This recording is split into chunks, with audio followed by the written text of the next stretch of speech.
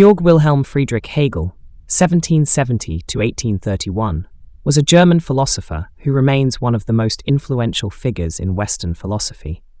Known for his complex and systematic approach to understanding reality, Hegel developed a method of thinking called dialectics. This method focuses on the dynamic interplay of opposing ideas, leading to progress and resolution. He is often regarded as the pinnacle of German idealism, a movement concerned with the nature of reality, thought, and the self. Hegel's works span history, politics, religion, art, and logic. Heraclitus, on the other hand, was a Greek philosopher from Ephesus in the 6th century BCE. He is best known for his belief that change is the fundamental nature of reality. He famously declared, "You cannot step into the same river twice," meaning that everything is in a constant state of flux. For Heraclitus, the world is always in motion, and nothing remains the same for long. This idea of perpetual change reflects his view that stability is an illusion, and that opposites, like hot and cold or life and death, are part of the same process. In his philosophy, this dynamic tension between opposites creates balance and order in the universe. Hegel and Heraclitus have several things in common. Both emphasize change as a central feature of reality.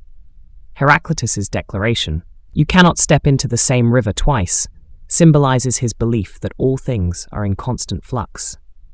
Similarly, Hegel's philosophy centers on reality's dynamic, evolving nature, where contradictions drive development through the dialectical process. For both thinkers, change is not peripheral but intrinsic to the essence of existence, shaping both the natural world and the human experience. Heraclitus introduced the idea that opposites are not mutually exclusive but interdependent, famously asserting, "Strife is justice." He believed harmony arises from the tension between opposing forces, such as hot and cold or day and night. Hegel echoes this concept in his dialectics, where contradictions, thesis and antithesis, are essential for generating progress and synthesis. For both, conflict is not destructive but creative, fostering the emergence of new forms and ideas through their resolution. Heraclitus spoke of logos, a universal principle or rational order underlying the apparent chaos of the world. This idea resonates with Hegel's view of reality as fundamentally rational, where the dialectical process reflects an intelligible structure inherent in existence. For Hegel, the unfolding of history, nature, and thought is governed by reason. Much like Heraclitus's, logos provides coherence to the ever-changing world. Both philosophers, therefore, saw change not as random, but as guided by a deeper, rational logic. Heraclitus and Hegel share a holistic view of reality, emphasizing the interconnectedness of all things. Heraclitus argued that understanding the world requires seeing how opposites and changes contribute to a unified whole. Similarly, Hegel's system integrates diverse elements, nature, history, thought, and culture, into a comprehensive framework where each part derives meaning from its relation to the whole. For both thinkers, individual phenomena cannot be fully understood in isolation but only as part of a broader, dynamic system. Although Heraclitus's philosophy is less explicitly teleological than Hegel's, both suggest that change has a purpose or direction. Heraclitus hinted that the logos governs the world towards some form of balance or harmony.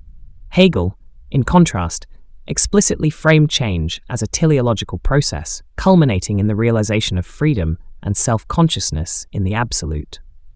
A teleological view of the world means that there is a design behind how things unfold in the world. There is a purpose behind events, and everything happens for a reason. Thus, while Heraclitus's vision of purpose is more implicit and naturalistic, and Hegel's is explicitly systematic and historical, both affirm that change is not arbitrary but meaningful within a larger context. Heraclitus and Hegel both offer profound insights into the nature of change and its connection to a broader, meaningful framework, but their perspectives are not without limitations. Critics argue that Heraclitus's framework lacks specificity and a clear system. His reliance on metaphors and poetic language leaves his philosophy open to interpretation, making it challenging to apply practically or systematically. This ambiguity can limit its utility in addressing the complexities of social, historical, or scientific phenomena. Hegel's systematicity has also been critiqued for being overly rigid and deterministic. His philosophy tends to impose a teleological structure on history, implying that all events and changes ultimately serve a predetermined purpose. This can lead to the problematic interpretation that historical outcomes, including those involving suffering or oppression, are necessary or justified within the grand scheme of progress. Both philosophies affirm that change is meaningful and contextual rather than arbitrary, yet their shared focus on larger frameworks raises another concern: the marginalization of individual agency. In Heraclitus's vision, the individual appears subsumed within the natural flow of opposites, while in Hegel's system, personal actions are often seen as part of broader, historical processes. This can downplay the role of human choice and responsibility in shaping change. For Heraclitus, the universe operates according to a logos, a rational order or principle that governs all change. This view emphasizes the interdependence of opposites and the inevitability of transformation, suggesting that individual actions are part of a larger, impersonal process. While this perspective highlights the interconnectedness of all things, it leaves little room to explore the significance of personal choice or resistance within this flow. Individuals, in Heraclitus's view, are participants in a cosmic order that transcends them, making their roles seem more like that of passengers rather than active shapers of their destinies. This can be unsatisfying for those seeking a framework that acknowledges the human capacity to deliberate, innovate, or defy natural tendencies. In Hegel's philosophy, individual agency is similarly subordinated, albeit in a different context. Hegel's dialectical method frames human actions and decisions as components of a larger historical process. The development of spirit, or Geist, unfolds through a series of contradictions and resolutions, with individuals often serving as vehicles for the realization of this broader historical logic. For instance, figures like Napoleon in Hegel's thought are seen as world historical individuals whose actions are significant not for their motivations, but because they advance the course of history.